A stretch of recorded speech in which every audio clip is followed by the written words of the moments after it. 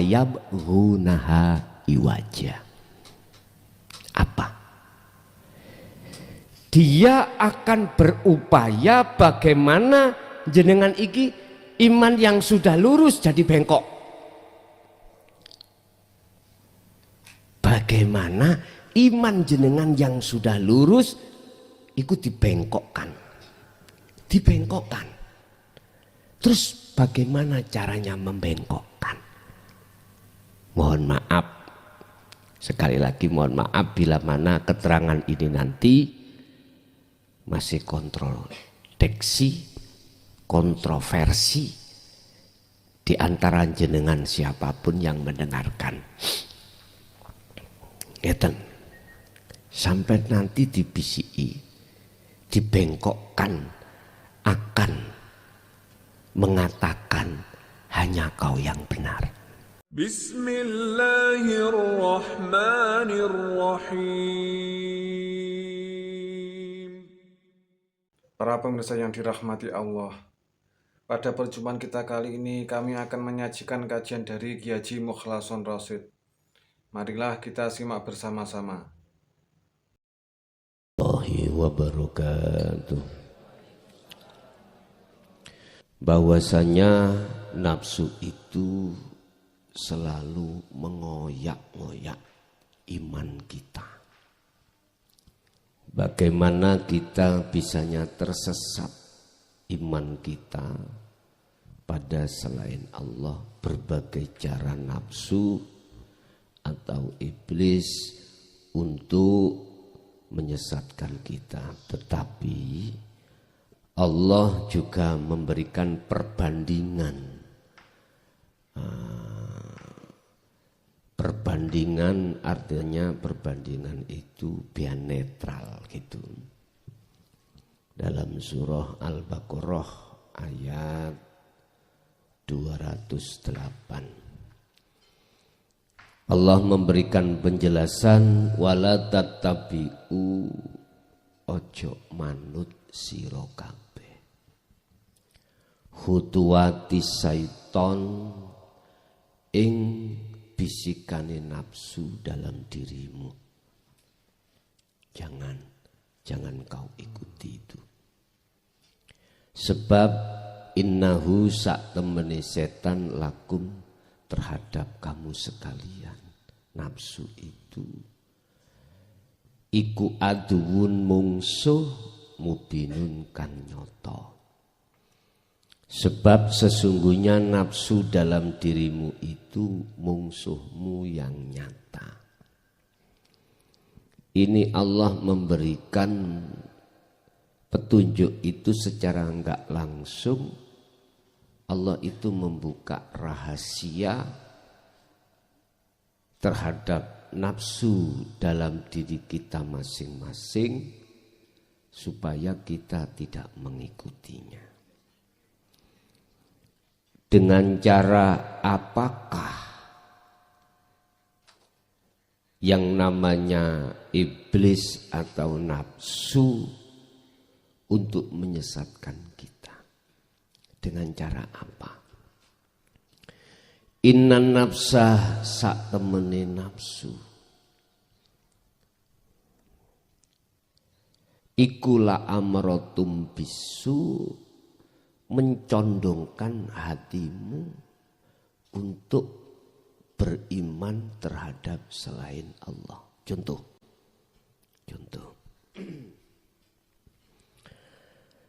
Ketika jenengan ini beramal, amal itu ada kaitannya dengan jasmani.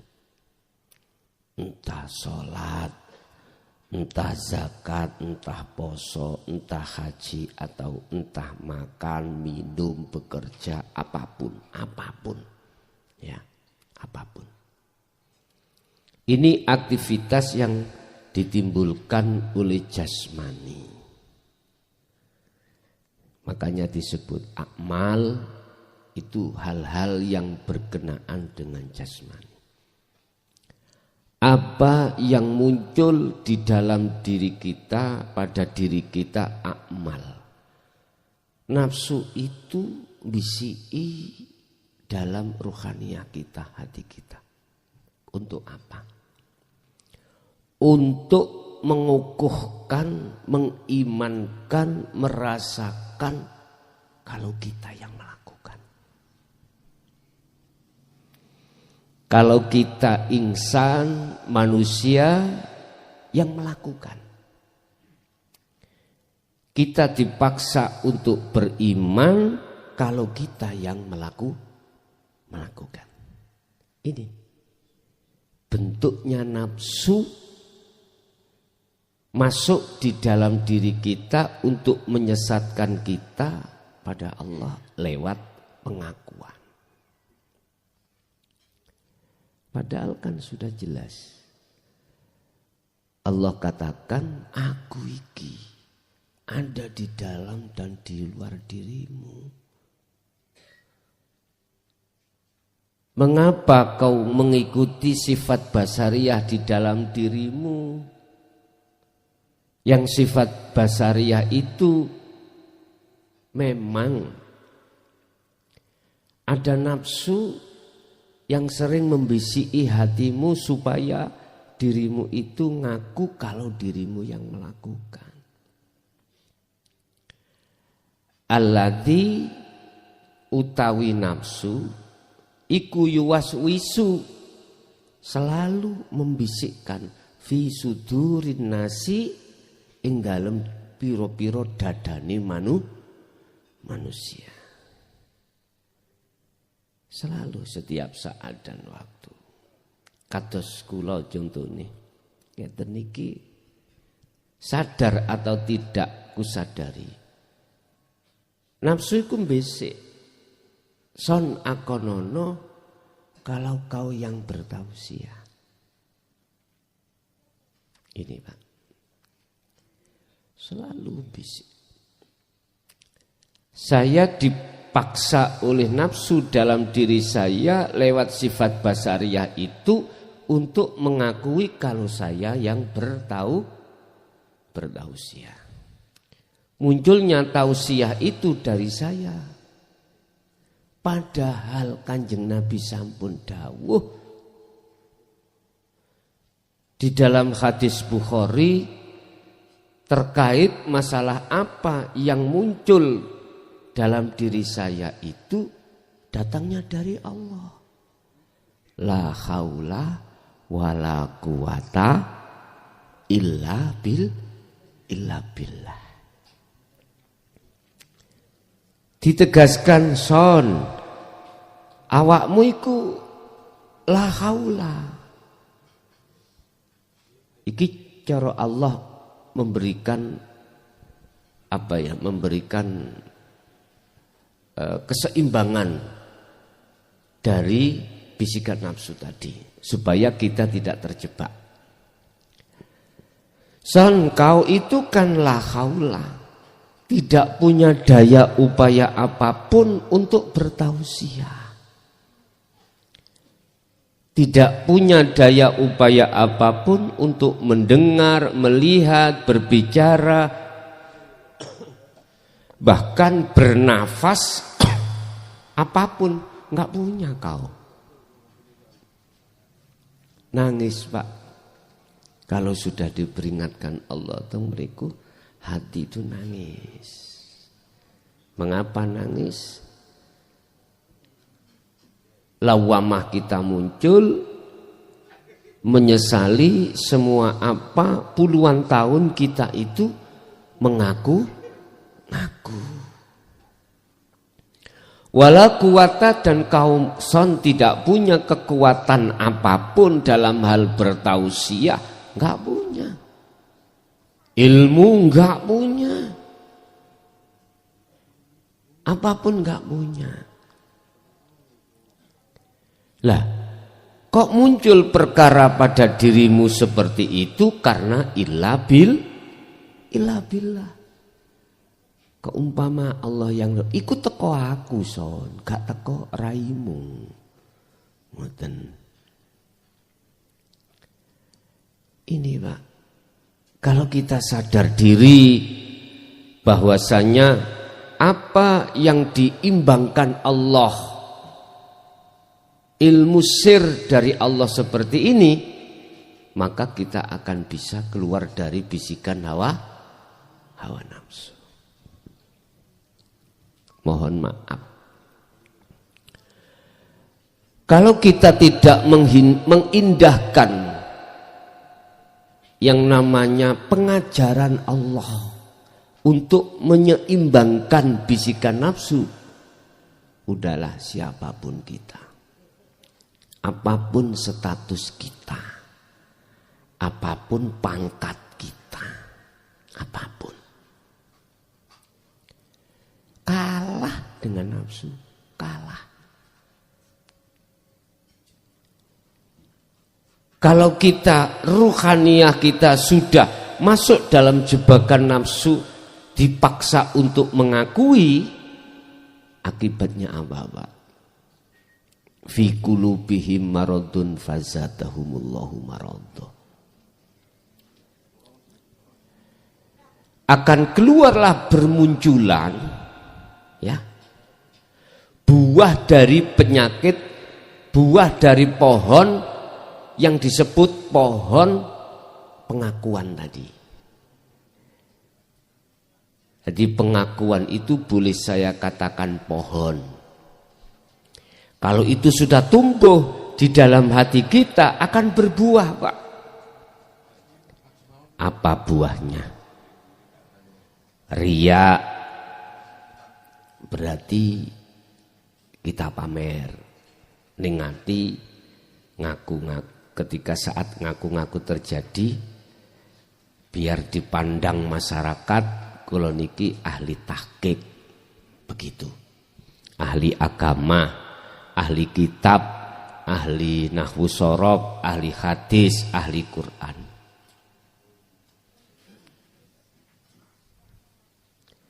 Hasud buahnya muncul, drengki, oh kalau enggak ilmu dari saya kurang bagus, ngoten. Oh kalau tidak Jaya Baru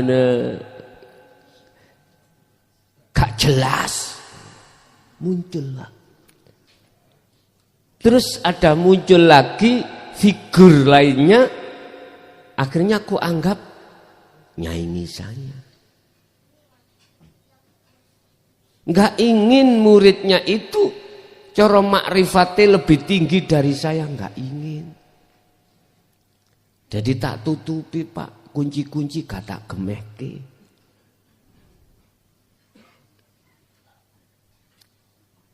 Ini. Jadi sampai ini dalam kebingungan terus. Lah wong kunci gak digemehke. Muter. Aku gak menginginkan jenengan melebihi saya. Ini kalau sudah kita keserang pohon itu tadi, sudah tertanam dalam hatiku. Gak boleh. Padahal faktanya tidak begitu. Harus jenengan itu melebihi kemakrifatannya dari aku. Ilmu juga begitu, harus lebih ngalim.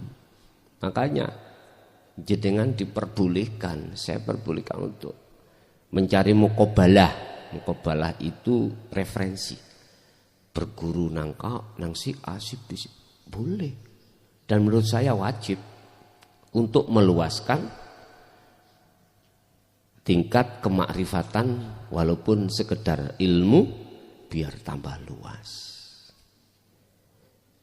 Ada Pak, bendera itu, instansi bendera itu tidak memperbolehkan jenengan itu berguru selain dirinya. Ada yang seperti itu. Alasannya matahari enggak ada dua, yo kayak biyen matahari gak ono loro. Kalau menurut saya matahari 5 malah tebah, malah lebih enak. Matahari yang satu misalnya pegel gak tangi, satunya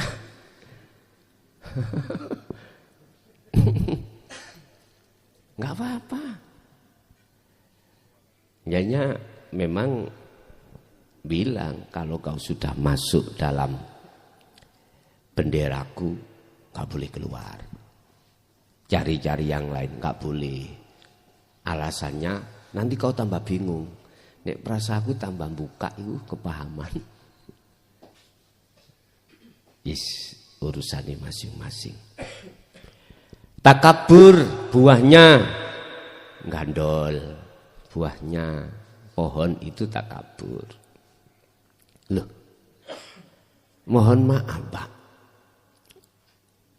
gumede, takabur gumede, merasa kita itu, saya itu lebih dari segalanya, jatuhnya saya nanti pasti akan menganggap orang lain lebih rendah. Terus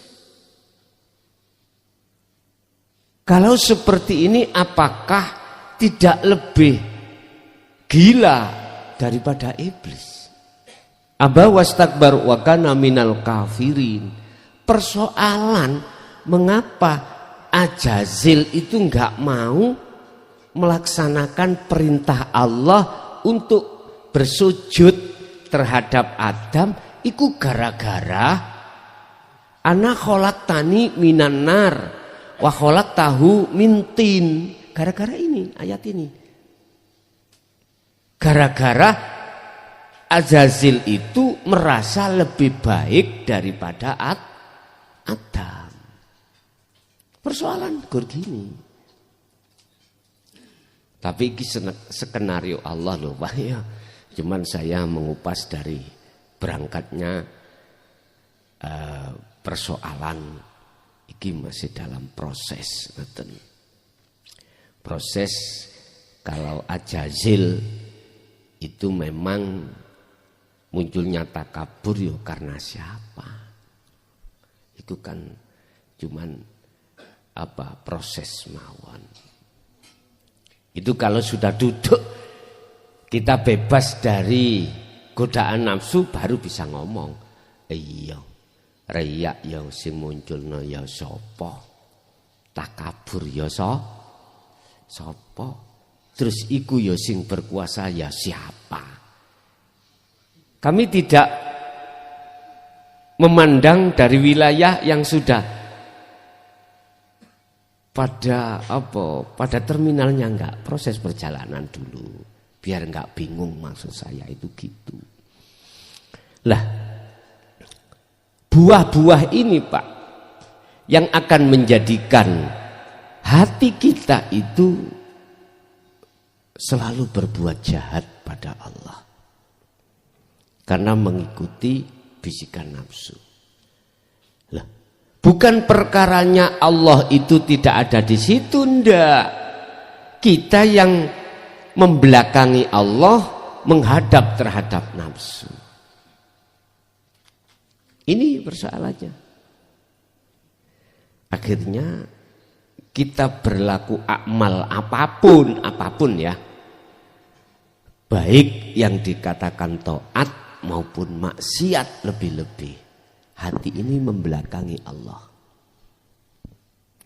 Bentuknya kita telah masuk dalam jebakan bisikan nafsu supaya kita mengaku-ngaku. Itu kudu sampai pegang amaliyah apapun yang terjadi pada diri kita.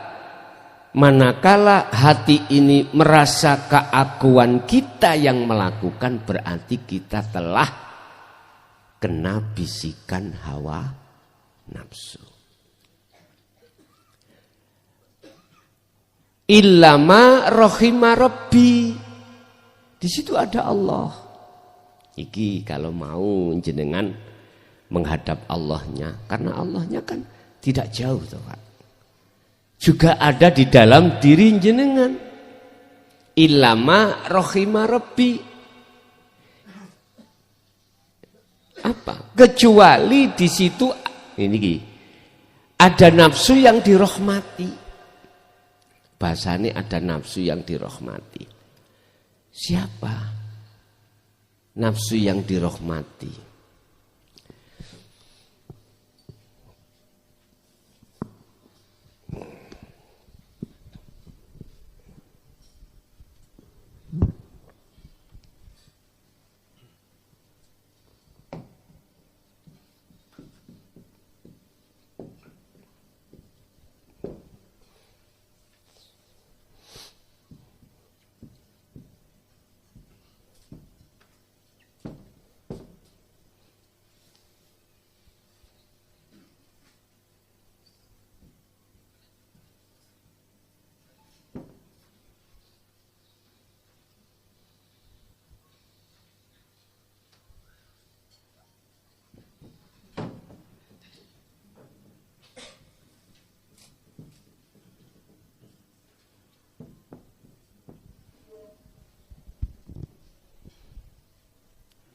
Inilah nafsu yang selalu menggoda kita.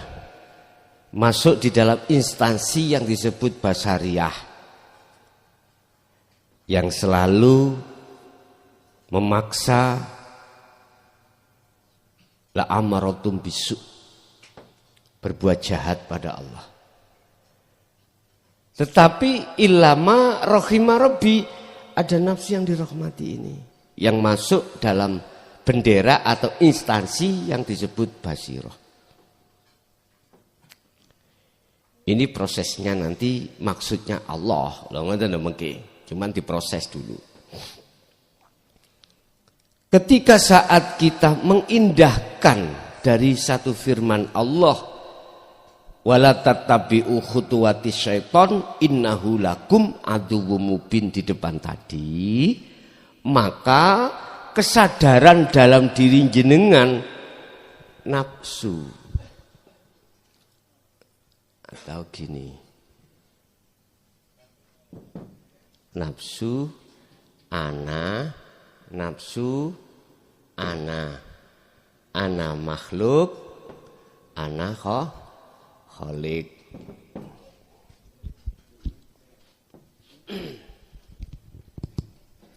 Ketika dalam diri jenengan itu dikatakan illama rohima robbi, muncul nafsu yang dirahmati, pundi lawamah dan mutmainnah. Lawamah berarti sampai sadar, sudah tahu kalau selama ini jenengan ditipu oleh basariyah iki untuk mengaku-ngaku tadi dari segala hal akmal yang dilakukan dalam diri kita. Akhirnya apa?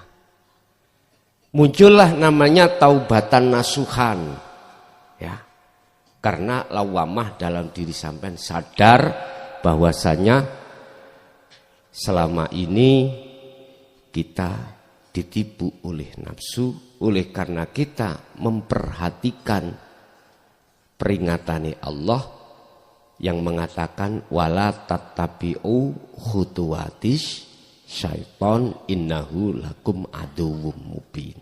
Jangan kau ikuti ajaan nafsu, ajaan setan. Apa ajaannya itu? Nyuruh dalam dirimu supaya beriman bahwasanya kau yang melakukan. Sadar Pak sampean. Akhirnya Allah tidak diam di situ. Allah yastami'unal qaula. Allah pasti akan memberikan jalan, yaitu ilmu tentang dinul haq. Didepno jenengan, terimalah sampean. Terus bagaimana tindakan?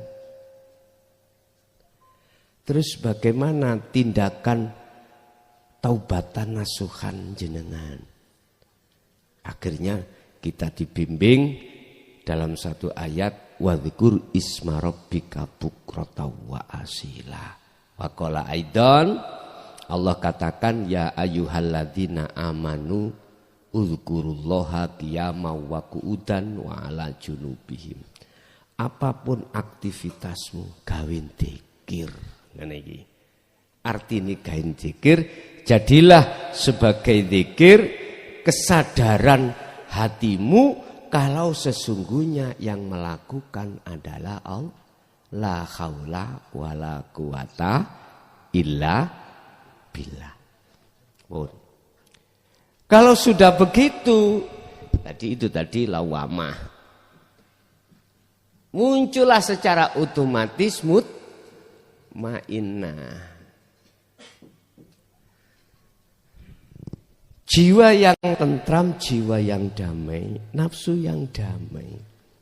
Jiwa. Karena apa? Karena dia melakukan perjalanan menuju dan bertemu Allah. Wahai jiwa yang damai, irji'i, kembalilah kau ila rabbiki, terhadap Tuhanmu. Ini kan kata perintah, Pak.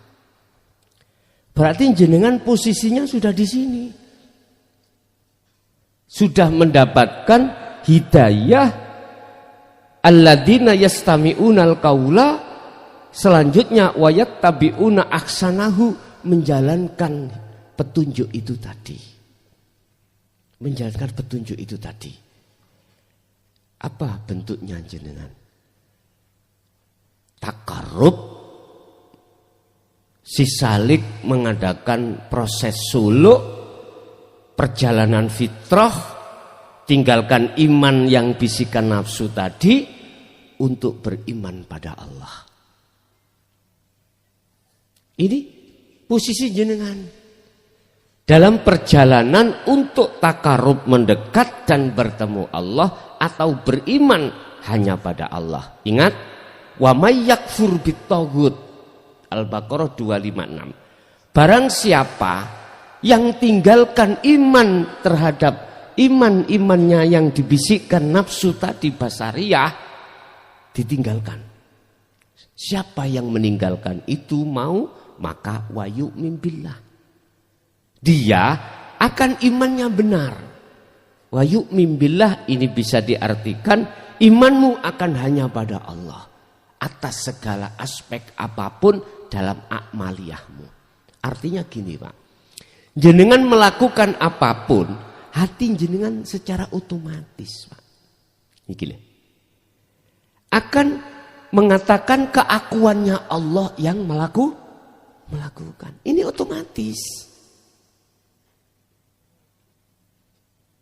Masalahnya Allah katakan dalam Al-Quran itu, wa may yakfur bitaghut wa yu'min billah. Barang siapa tinggalkan iman terhadap nafsu, maka dia pasti imannya pada Allah.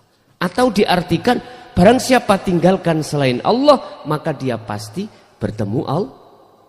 Ini Quran, Pak.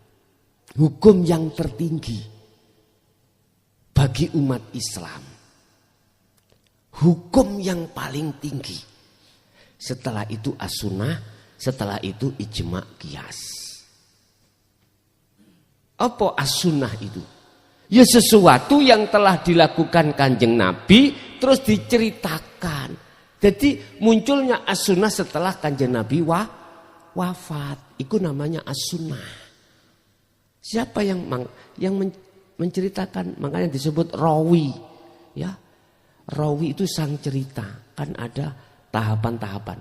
Ada rawi, ada hadis sahih, ada hadis hasan, ada hadis doif atau dan macam-macam.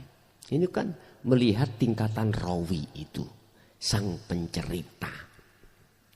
Sumbernya dari mana? Yang jelas hadis itu menceritakan apa yang selama ini Rasulullah lakukan. Diceritakan. Sehingga bisa dijadikan sebagai hukum perbandingan atas hukum yang tertinggi di dalam Al-Quran. Ini kan khusus untuk umat Islam, ya. Sing fanatik dengan dalil. Padahal dalil itu artinya bukti.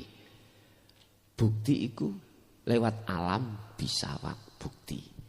Gak harus ndelok Quran, alam iki ya Quran padha. Pun mutmainah muncul, iya, berarti jenengan ada greget, ada kemauan, ada kehendak ingin takarrub, mendekat dan bertemu Allah. Karena modal sudah diterima, yastami'unal qaul. wejangan-wejangan tentang dinul haq sudah jenengan terima. Akhirnya muncul.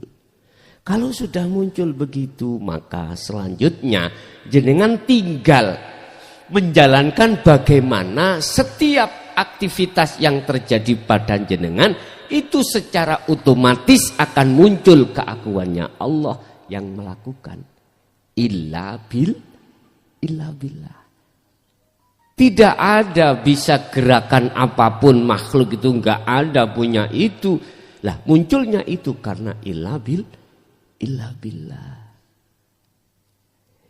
Lah kalau sudah di posisi ini jenengan, maka ayat yang mengatakan alladzi yuwaswisu fi sudurin nas itu gak ngefek.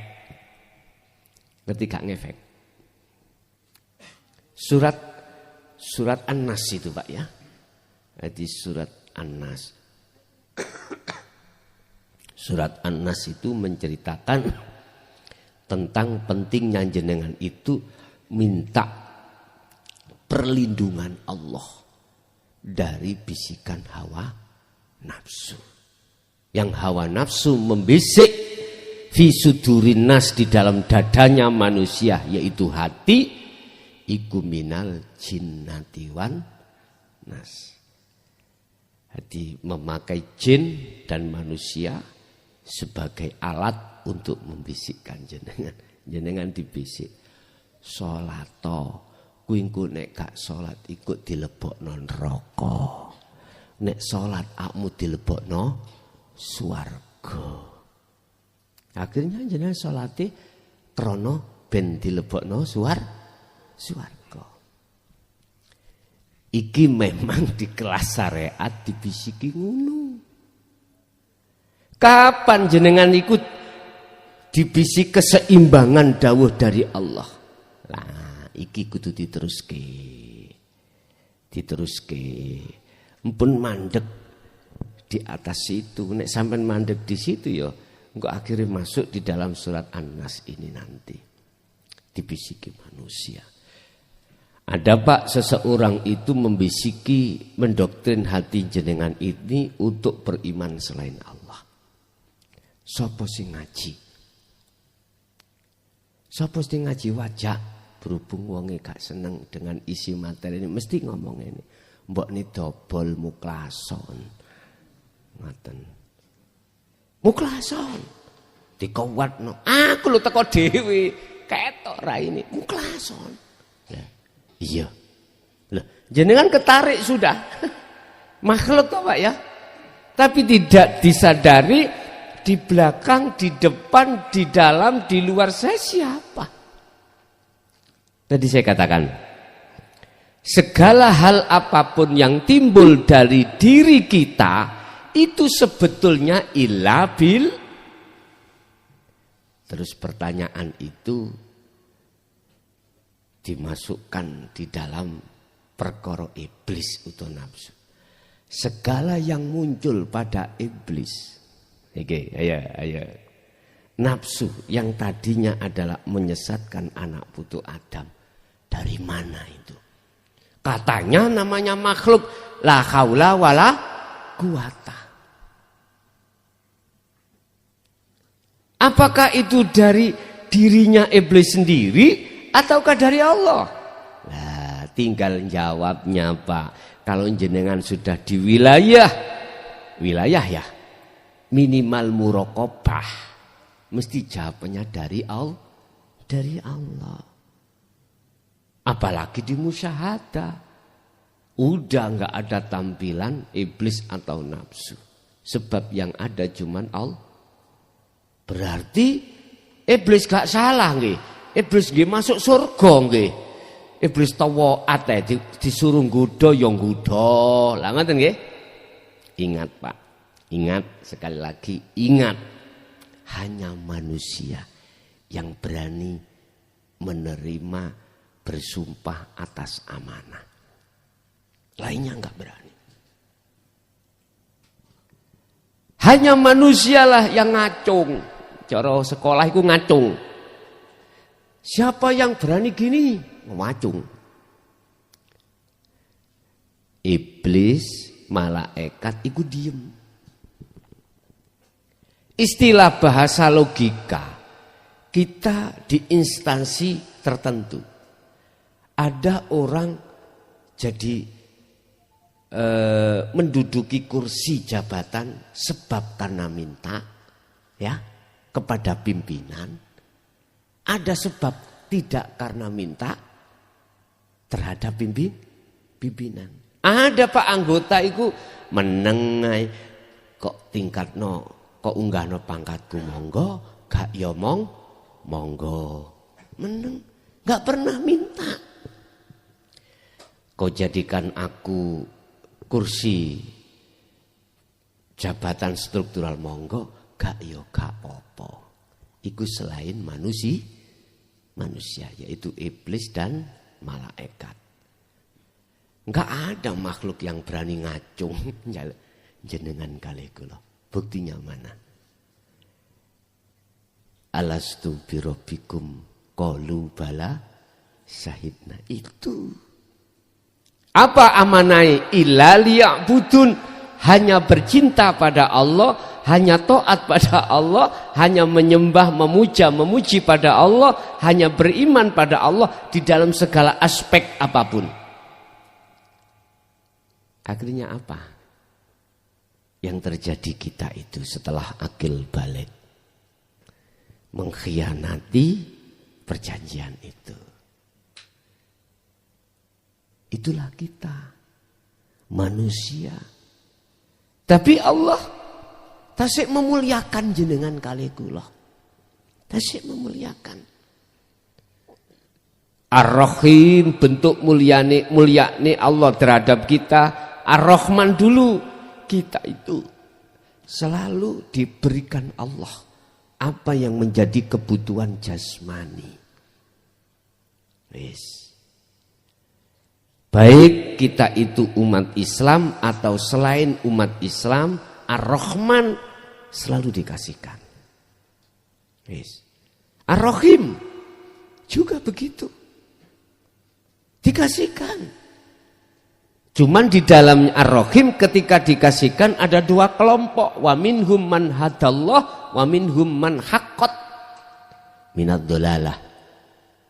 Ada golongan yang mau menerima Ar-Rahim, ada golongan yang menolak. Ini manusia. Ketika berpuluh-puluh tahun kita itu mengikuti bisikan nafsu, itu secara otomatis kita disebut mengkhianati MUU kita pada Allah. Kita jatuhnya beriman pada selain Allah yang memberikan manfaat dan juga mendatangkan mudarat. Contoh, di tengah kalangan masyarakat kita sampai ilinga bahasa santet. Iling nggih? Oke. Mesti sampai menuduh santet itu sing ngirim manusia.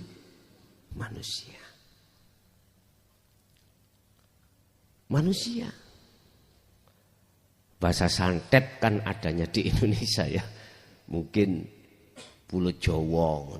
Kiriman manusia lain terhadap yang lain. Dengan dasar sakit hati. Dengan dasar dijak tolong, dimintai pertolongan. Karena memang asalnya sakit hati. Tingkatan santet itu juga nggih bermacam-macam. Ada yang sakit itu gak sembuh-sembuh. Ada santet itu yang membuat jenengan kecelakaan. Macam-macam. Lo memangnya di situ ada ilmunya, Pak. Ada santet itu supaya jenengan gendeng. Hilang akali. Bahkan ada santet sampai membunuh. Ini kan kita dulu beriman toh.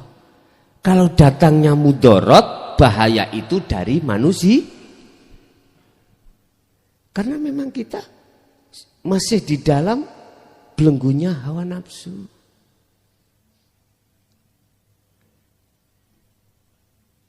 Lah sekarang ketika saat Allah sudah mendatangkan al-qaul, kalau bahasa Nabi Adam itu kalimat, isinya adalah ajaran untuk kebenaran iman hatimu terhadap Allah.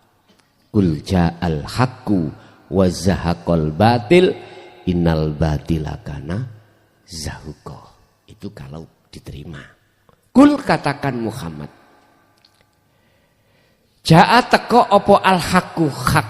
Jikalau perkara hak itu datang, maka musnahlah perkara batil. Ini ketika kebenaran sudah jenengan terima dalam hati, kebenaran tentang iman, bahwasanya semua itu Allah, bukan manusia. Bukan manusia yang mendatangkan manfaat atau mudorot, itu bukan manusia tapi Allah. Kebenaran ini sudah jenengan terima, wayat tabiuna aksanahu, dan jenengan iki mengamalkan, mengikuti petunjuk-petunjuk itu, dipraktekke, maka itulah yang disebut mutmainnah. Jiwa yang damai dikarenakan dia kembali imannya pada Allah, radhiyatam mardiyah, olehnya dia kembali karena diridani oleh Allah. Apa akhirnya? Radhiyatam mardiyah. Terus ayatnya, fadkhuli fi ibadi, fadkhuli, maka kumasukkan kau, aku kata Allah memasukkan kau di dalam golongan hamba, wadkhuli fi ibadi, wadkhuli hamba yang ada di dalam rahmat. Jannah itu rahmat, kedamaian. Akhirnya damai-damaian. Gak punya sirik nang si A yang katanya tadi yang ngirim Gak. Garwa sampean ngecemes gara-gara sakulan kok belanjani 10.000, ya jenengan nang ati gak loro. Ibuke gak diwene-wenehi ya atine gak loro. Karena apa? Karena segala hal apapun yang muncul dan timbul datangnya dari Allah. Ini kalau hati sudah di situ. Loh, kalau hati sudah di situ Bapak Ibu, maka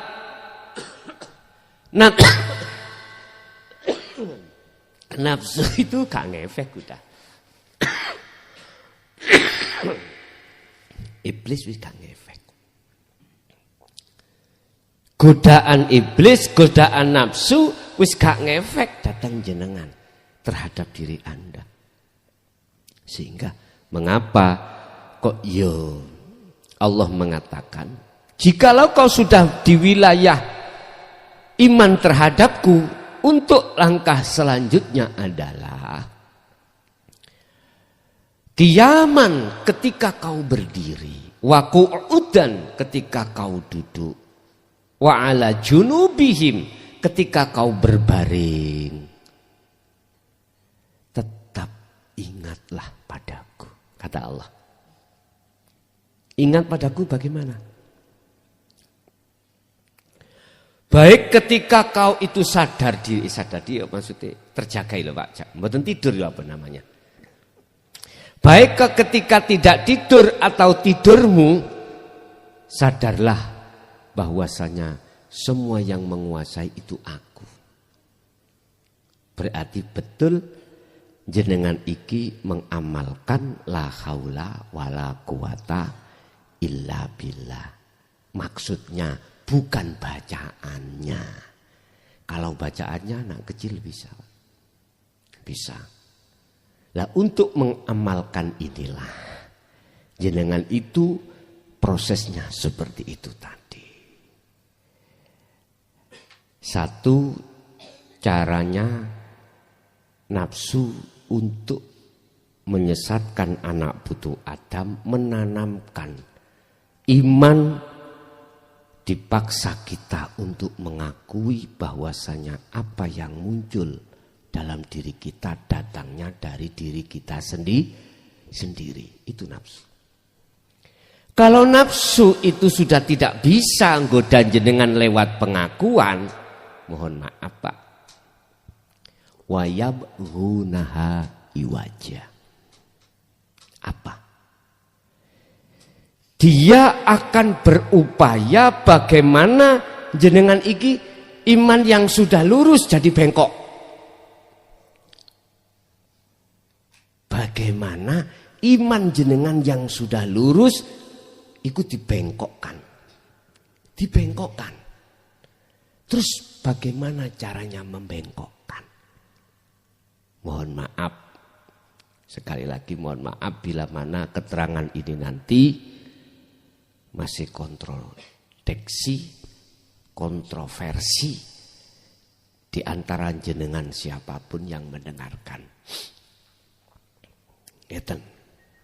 Sampai nanti dibisiki, dibengkokkan akan mengatakan hanya kau yang benar. Hanya agamamu yang benar.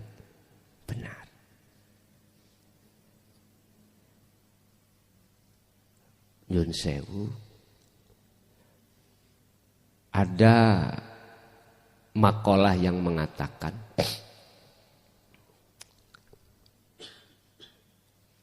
bahwasanya agama itu semuanya sama. Itu salah. Ada yang begitu.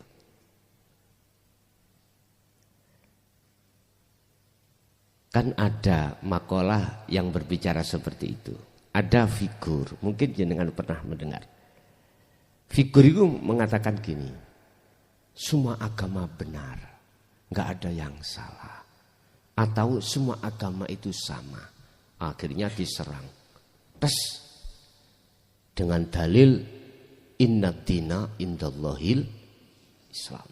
Salah itu. Loh, figur ini ahli tasawuf Pak. Mungkin jenengan aku gak usah nyebut. Karena nanti berurusan dengan undang-undang gak boleh. Figur gitu aja. Termasuk apa yang nanti kami sampaikan. Nanti akan ditanamkan dalam diri Anda dengan tujuan untuk membengkokkan iman sampan yang sudah benar. Caranya akan ditanamkanlah di dalam hati kita untuk mengatakan yang benar diri kita sendiri, yang lainnya salah. Berarti ini masih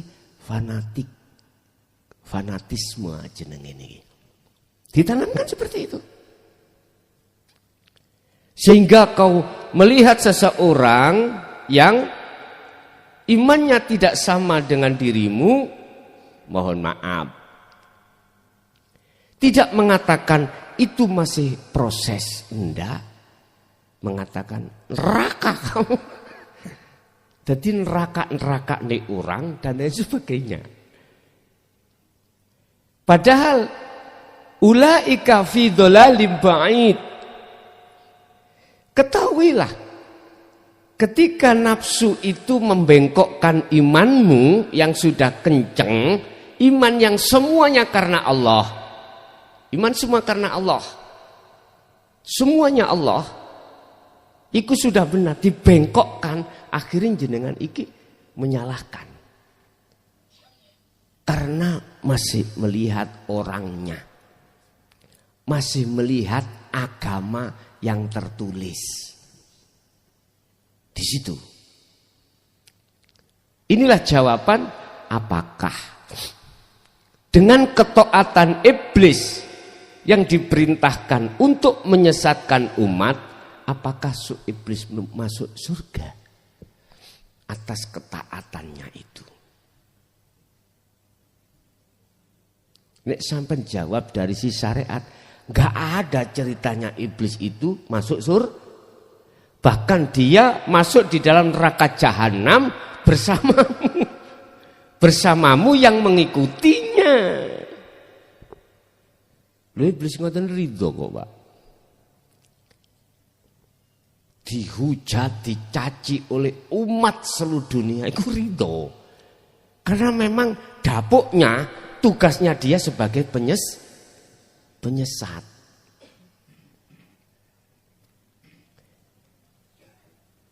Kalau kita bicara malaikat, baik secara syariat, hakikat otomatis toh Pak ya, otomatis. Kita bicara iblis, itu nafsu ini loh. Apakah iblis masuk surga atas ketaatannya yang diperintahkan oleh Allah, diizini Allah untuk menggoda Adam atau menyesatkan kita?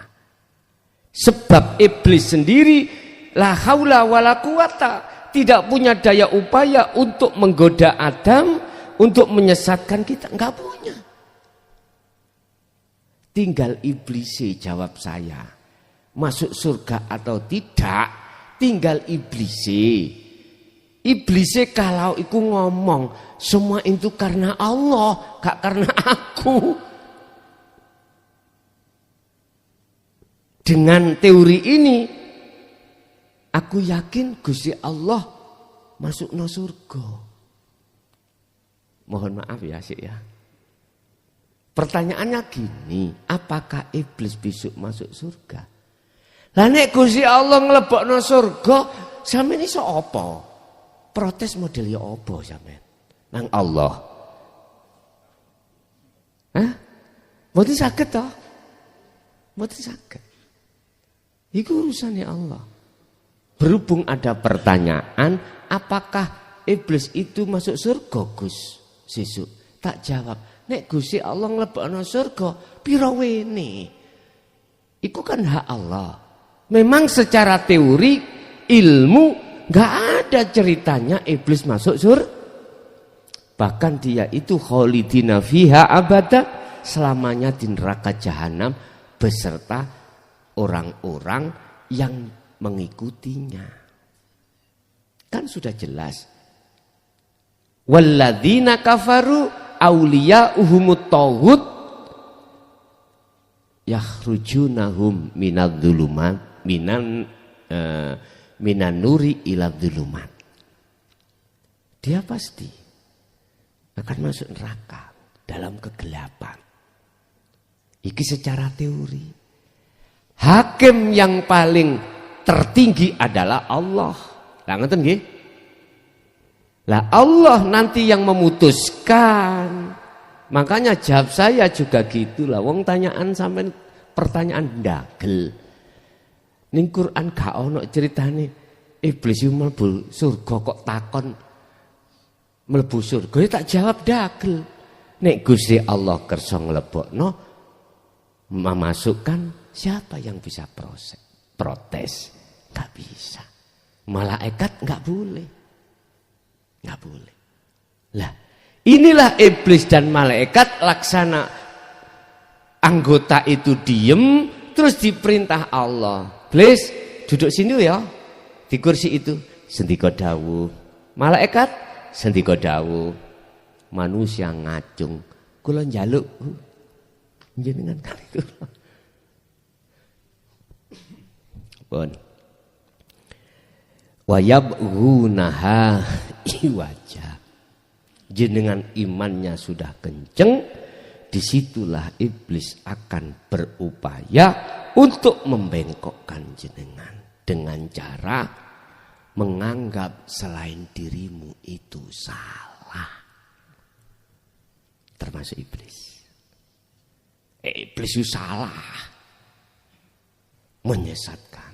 Kita tidak melihat bahwasannya di belakang iblis itu ada tugas legal, Pak. Legal. Istilah legal standingnya dia punya kartu as. Izin dari Allah. Apa? Menyesatkan.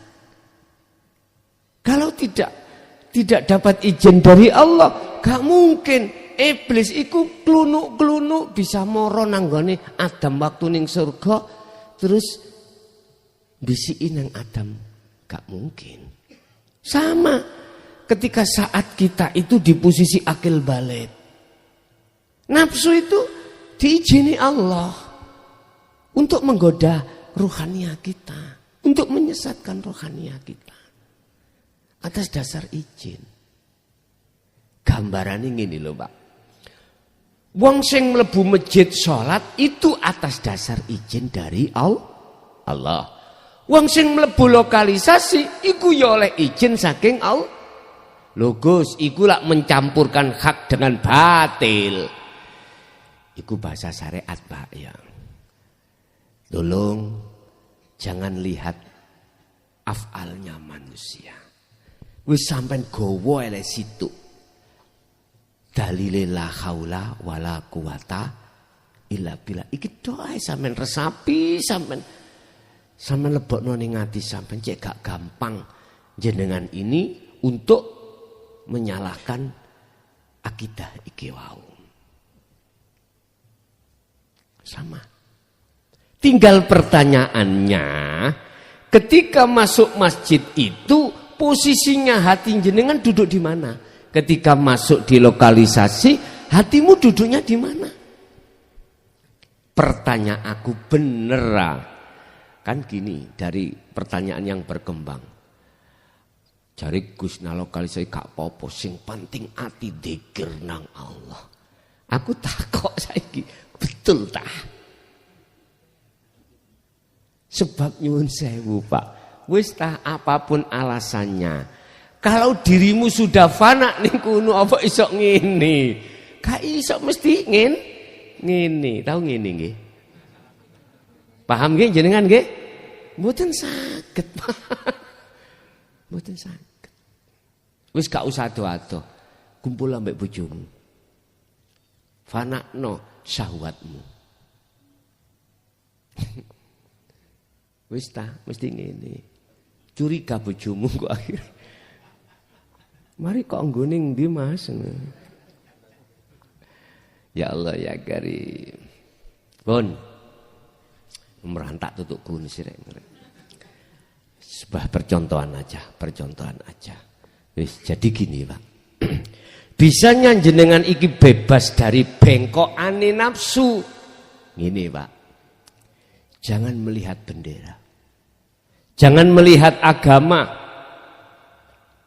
Islam, ghairul Islam, jangan melihat itu. Sibukkan hatimu untuk melihat siapa yang sebagai subjek isim fa'il yang terjadi di situ. Kembalilah pada la haula wala quwata illa. Kita akan bisa masuk di wilayah itu musyahadah manakala estu hati kita itu betul-betul mengindahkan apa yang menjadi pitutur Allah lewat Quran ini. Wala tattabi'u khutuwatis syaiton innahu lakum aduwwum mubin. Iblis oleh bisa gitu ya sebab teko aku.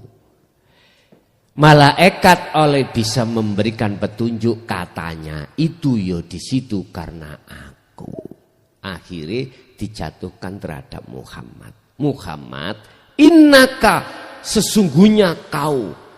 Innaka sak temene Muhammad. Ikulah tahdi.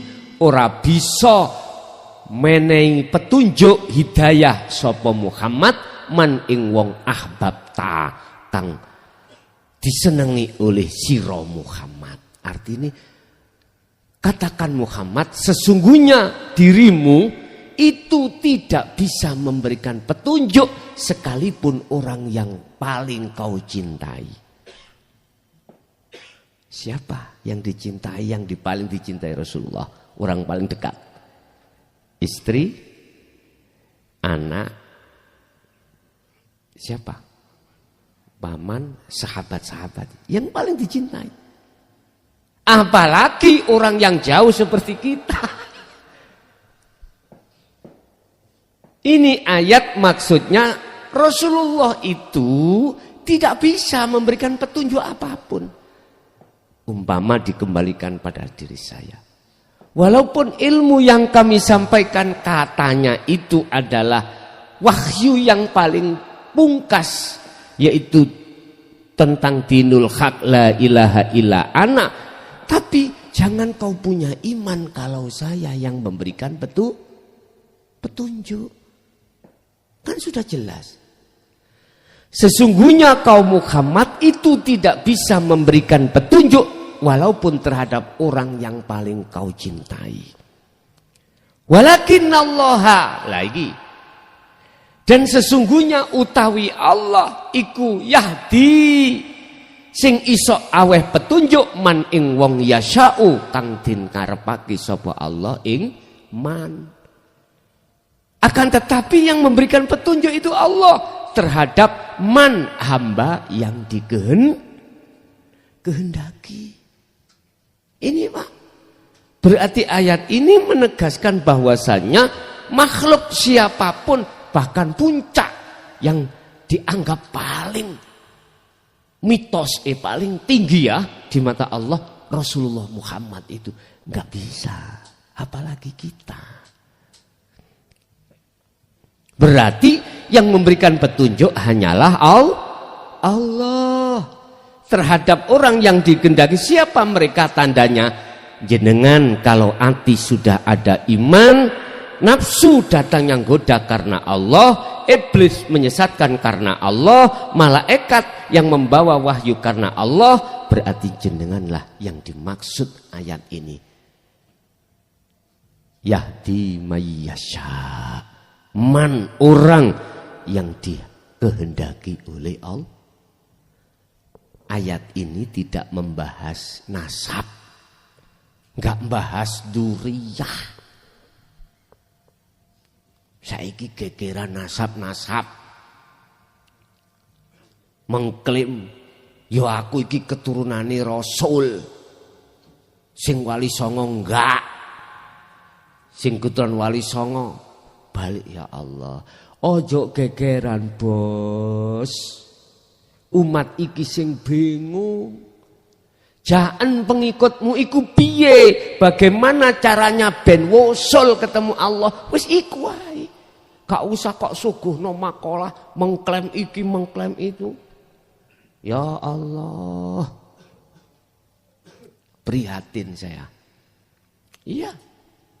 Walaupun aku bukan siapa-siapa, aku lu prihatin mendengar royoan nasab, royoan sanad. Yun sewu. Pun berhentilah saling mengklaim, berhentilah. Ajaan umatmu itu tuduhkan, tunjukkan, ajaklah, berilah bagaimana cara umatmu itu bisa takarub dan mendekat Allah dan bertemu Allah. Sibukkan itu, kasih tahu dia. Kasih tahu. Mohon maaf, ini sebuah kritikan membangun, bukan ngilok norono, enggak. Ben netral suasana ini, ben rukun umat Islam ini. Cekak gegeran. Orang telat gak sholat Jumat ngono wis diilok-ilokno. Orang telat gak sholat ngono diilok-ilokno, kapar kapir gitu. Padahal kita tidak tahu dia tertidur. Dia pada waktu itu akalnya masih disimpan Allah. Mohon maaf. Jadi tidak ada rasa untuk menyalahkan, enggak. Tolong berhentilah saling mengklaim, ajaklah umatmu, pengikutmu untuk lekas kembali dan bertemu Allah. Itu aja. Jikalau punya kuncinya untuk musyahadah, kasih tahu. Jangan jadi orang yang meleki. Jangan, ya. Kasihan umatmu. Siapa nanti yang tanggung jawab? Kau punya umat, punya pengikut, kau ajak ke Allah katanya. Matamu sik buta apa enggak? Kalau matamu sik bahasa Indonesia loh Pak Iba. Jangan diartikan bahasa Jawa. Nanti artikan bahasa Jawa kasar ya. Apa mungkin mata kita itu buta bisa menuntun yang buta yang lain untuk bisa sampai tujuan? Udahlah sadar, wis gak usah kita itu mengklaim yang benar terus yang salah sana, gak usah. Udah sibukkan umat ini bagaimana caranya untuk bisa lekas kembali dan bertemu Allah sebelum kematian itu datang. Bapak Ibu hadirin jamaah rahimakumullah. Kalau kita tidak bisa dibengkokkan oleh nafsu dalam diri kita, inilah nafsu akan menyerah. Artinya menyerah, Allah sudah tidak mengizini terhadap nafsu dalam dirimu si A untuk menggoda. Inna akramakum indallahi atqakum. Inilah pangkat derajat yang paling tinggi di mata Allah, dirimu disebut orang yang bertakwa. Akhirnya Rasulullah muncul hadis Rasulullah dengan kalimat ittaqullaha haitsuma kunta. Dimanapun kau berada, selalulah bertakwa datang Gusti Allah. Kesimpulan, apapun yang terjadi pada diri kita, orang yang sudah megang selalu takwa itu mesti duduk di tajalli. Artinya menetapkan secara otomatis dalam dirimu keakuan Allah yang melakukan, bukan makhluk. Itulah ana nafsu jadi ana kholik, yang tadinya nafsu diri ana makhluk. Paham Pak nggih? Pun kita masuk pada sesi tanya jawab dan dialog. Barangkali ada yang perlu ditanyakan, monggo kami persilakan. Assalamualaikum warahmatullahi wabarakatuh. Waalaikumsalam warahmatullahi wabarakatuh. Badhe nderek tanglet menawi zikir sirul asror dipun banteraken, lajeng kasafe kok tambah merajalela. Lajeng menawi zikire transisi antara sirul asror kali fanaul zikri, lah niku kok lade napa? Lade mandap. Lah kasaf niku pertanyaanipun, kasaf niku napa maksudnya nikmat wonten kasaf niku napa cene angel badhe lontur Gus? Mboten nggih. Nggih. Cuma kasaf niku wau bebanten manah. Lajeng pripun menghadapi kados ngaten menika? Mboten nggih. Assalamualaikum warahmatullahi wabarakatuh. Waalaikumsalam warahmatullahi wabarakatuh.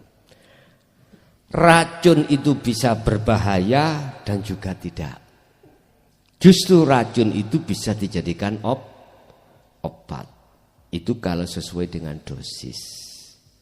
Nek ngawur ya malah membahayakan. Artinya apa? Ngeten Bu. Memang satu sisi kasaf itu membahayakan pada perjalanan rohaniyah untuk kemusyahadah. Tapi itu juga tidak selamanya membahayakan manakala jenengan fana'ud dzikri ku lebih kuat daripada sirul asror. Ini kalau memang jenengan sirul asror itu menjadikan kasaf sampai lebih besar, ya harus jenengan keseimbangkan dengan fana'ud dzikri. Jare sing gak ngerti basa Arab, kula tambah ngelugus bahasa Arab apa? Ngeten. Bahasa Indonesia aja. Ketika kita proses dirasa satu hamba diiman terhadap Allah lah semuanya yang menggerakkan, semuanya yang menguasai, semuanya yang memperjalankan diri Anda, maka tolong yang menjalankan, yang menggerakkan dan yang digerakkan hilangkan. Itulah yang disebut fana'ul dzikri. Anda sudah tidak muncul sebagai yang digerakkan. Allah tidak akan muncul sebagai sang penggerak. Akhirnya muncul sesuatu nama yang tidak bisa kau namakan. Sesuatu gambar yang tidak bisa kau gambarkan. Nama apakah itu? Gambar apakah itu? Gak bisa jawab. Quran cuman memberikan petunjuk, bahasanya cuman ana Muhammad, sampaikanlah maksud daripada la ilaha illa ana. Sampaikan supaya umatmu iku fa'budunnya, nyembahnya itu benar kepada ana. Supaya ketika sholat iku lidzikri, ingat kalau hanya saya, bukan selain saya. Oh ngoten nggih, akhirnya disampaikan terhadap Rasulullah.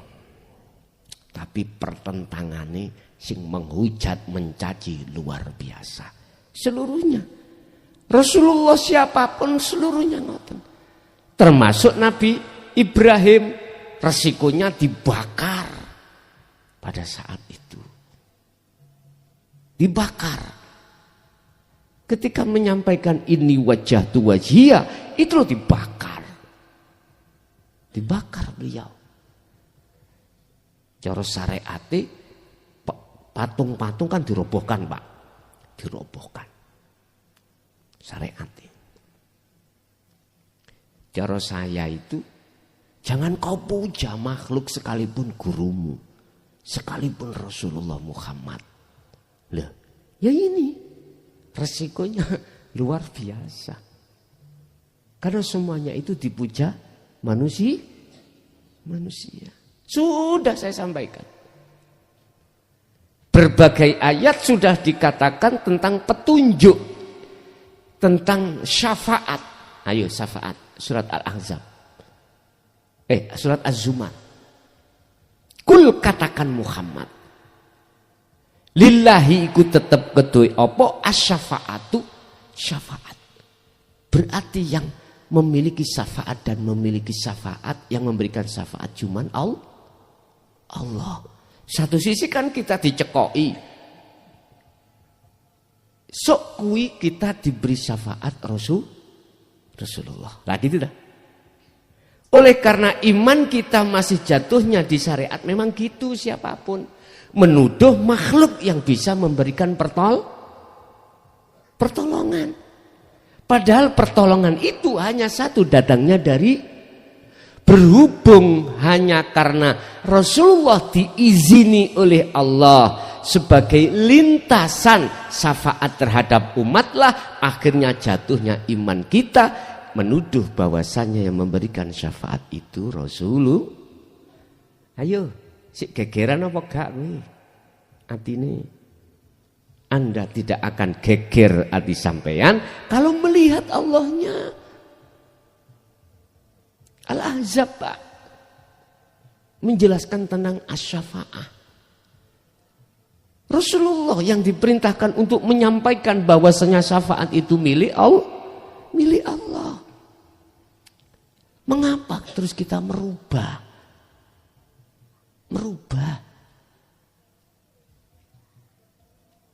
Siapa yang bertanggung jawab? Ayo. Kalau begini monggo. Rasulullah itu memberikan syafaat karena diizini Allah satu-satunya Nabi dan Rasul yang bisa mensyafaati umatnya.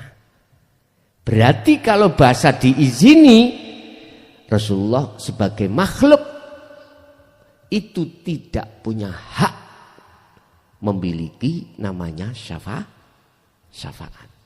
Sama atau gak jauh-jauh. Sekarang tetangga kita itu menolongi kita karena kita punya masalah. Kalau kita melihat makhluknya mesti beriman yang menolong adalah tetangga. Oke, iki posisi iman kita di syariat begitu, Pak. Tapi coba, kalau tidak digerakkan Allah di situ, bisa tetangga kita menolong kita? Enggak bisa. Kalau iman jenengan sudah di hakikat. Iman di hakikat adalah la haula wala quwata illa billah. Oleh sebab itu, biar sinkron antara syariat dengan hakikat, bahasanya gini. Jangan langsung diperonggol. Gusti Allah mengizini, meridhoi syafaat itu dilewatkan Rasulullah untuk disampaikan terhadap baru sinkron Pak itu. Ojo langsung nyun sewu. Ojo langsung mengatakan biar besok kita itu mendapatkan syafaat Rasulullah. Ayo gini. Jangan. Lalu kita enggak kenal Allah kok. Nyun sewu. Kita minta sesuatu harus tahu dan kenal dan bertemu siapa yang memiliki. Siapa yang memiliki, Pak? Kita harus kenal. Laksana kita minta sesuatu terhadap tetangga kita, misalkan tetangga kita punya pepaya. Kita minta pepayanya. Otomatis langkah yang harus kita lakukan awal sekali menemui yang punya pepaya. Pak D, nyuwun kates, pepayane setunggal lain. Kenapa? Buat jangan niku jangan kunci. Oh iya, ameo. Kalau sudah diizini untuk ngambil, Pak. Ning ati grundel mboten. Mboten enten. Baik hati kita yang meminta dengan Allah enggak ada grundelan. CJ lain kalau kita itu langsung ngambil, enggak. Langkah pertama tidak kita lakukan untuk menemui yang punya bagaimana? Jelas gerundel. Bahasanya adalah haram. Mangannya yang enggak penak. Singit-singitan, Pak. Ngambilnya juga kita singit-singitan. Apa sih singit-singitan itu? Sembunyi-sembunyi. Makannya kita juga sembunyi-sembunyi biar enggak ada alat bukti. Seperti kita punya kucing loh, Pak. Coba kucing makan ikan, kita kasih dengan dia nyolong sendiri gimana? Si kucing sendiri loh makannya kalau nyolong, ya gak nyaman loh kucingnya. Loh nggih, gak nyaman. Takut ketahuan jenengan sampean gemplang ambek sandal. Tapi kalau kucing sampean kasih langsung, makanya anteng, gak takut. Begitu. Mosok kalah ambek kucing. Jadi gitulah Pak ya. Kita itu harus langkah pertama harus menemui yang berhak dulu. Yaitu Allah Subhanahu wa taala. Setelah itu udah proses berikutnya sudah enak. Jadi Bu, kalau kasaf itu ditengarai, jenengan tengarai, gandoli jenengan kemusyahadah, langsung saja fana'udz dzikri. Memang netralisi kasaf dan muhadharah itu di situ Bu. Fana'udz dzikri itu langsung muncul dalam diri jenengan keakuannya Allah. Jadi maksud fana'udz dzikri itu kefanaan atas kedirian sampean yang berzikir, yang nyapo-nyapo. Makhluk itu sudah. Nggih. Wonten melih ada lagi?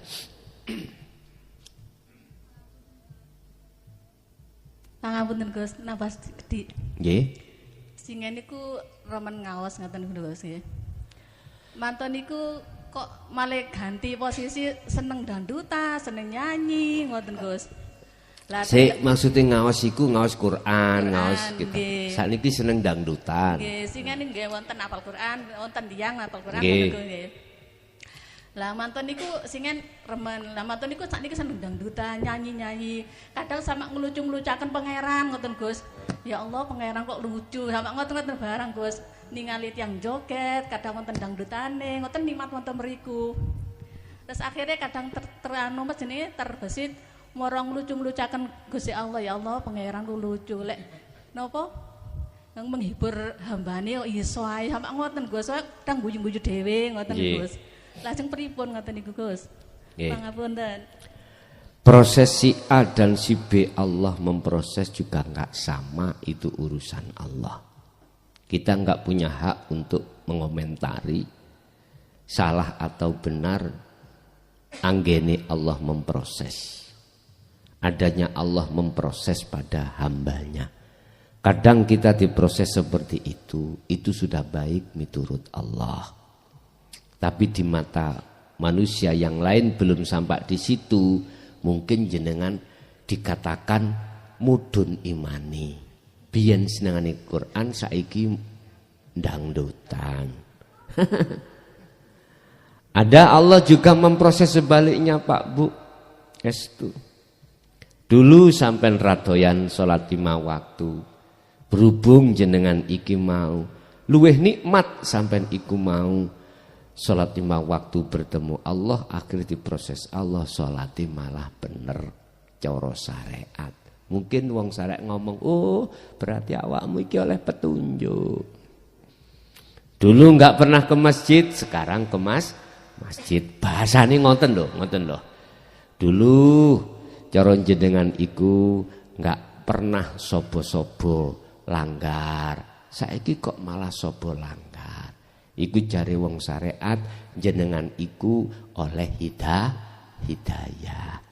Wis kari ndelok atimu nek umpama diproses Allah sak syariat iku ya suka-suka Allah.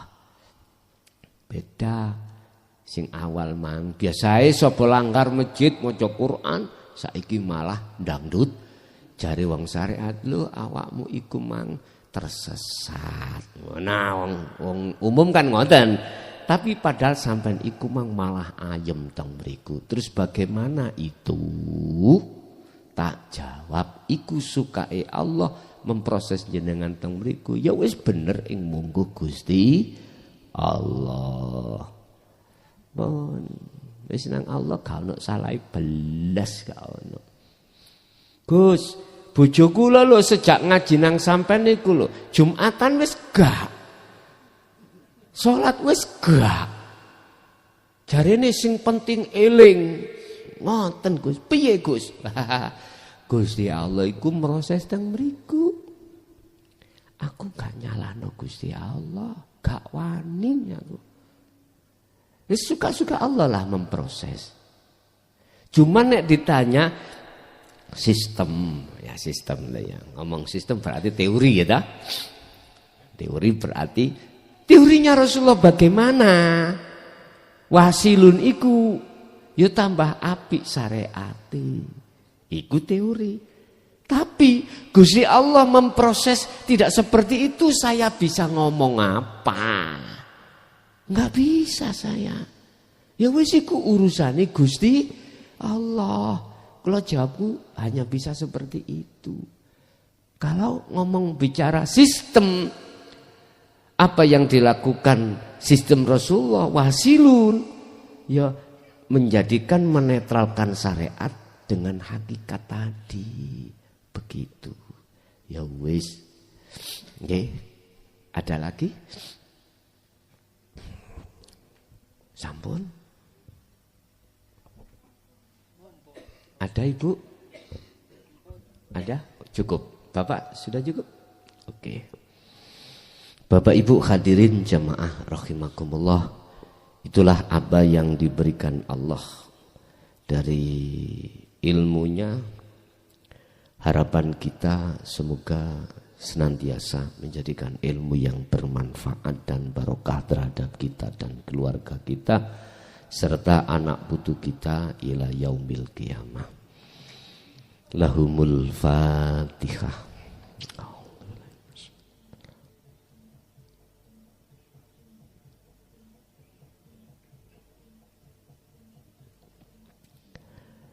awalan wa akhiran, kurang lebihnya mohon maaf. Akhirul kalam, assalamualaikum warahmatullahi wabarakatuh.